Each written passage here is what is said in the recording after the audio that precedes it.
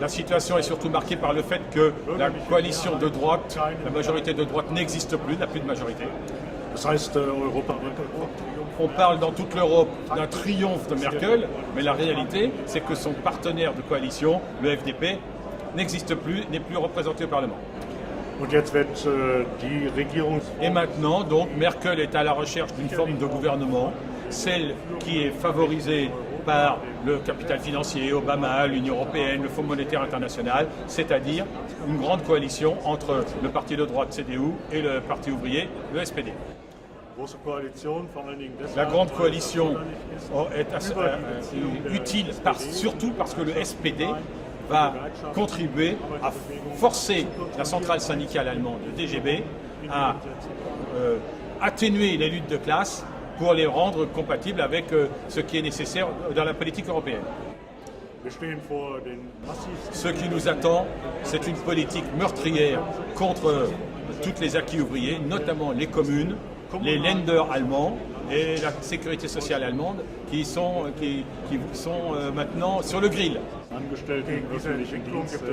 Contre cette politique, il y a évidemment maintenant des résistances massives des travailleurs qui cherchent à s'en saisir de leurs organisations pour ce faire.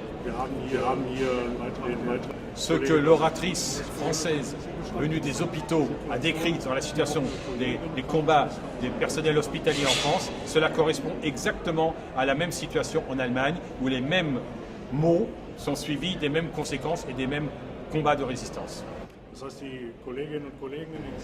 Moi qui suis du secteur hospitalier, je peux attester que dans les services hospitaliers, les coupes dans les budgets sont telles que le personnel n'est plus en état de faire son métier normalement et que cela va amener à des choses très graves, à des conséquences très graves, y compris pour les patients.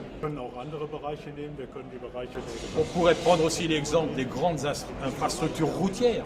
Dans un pays routier comme l'Allemagne, il y a des secteurs entiers d'autoroutes qui sont fermés parce que des ponts d'autoroute qui ont besoin de travaux de rénovation ne sont pas financés et donc on ferme le secteur autoroutier tant que les ponts ne sont pas rénovés. On pourrait aussi citer la situation dans les écoles. On ne compte plus les écoles où il pleut à l'intérieur des classes. Et la situation est encore aggravée par la décision qu'avait prise le gouvernement de réduire la scolarité secondaire de 9 ans à 8 ans, d'aller au bac en 8 ans comme en France, alors que chez nous c'était 9 ans. Et ça, évidemment, ça aggrave la situation puisqu'il n'y a pas eu, loin de là, d'emplois créés.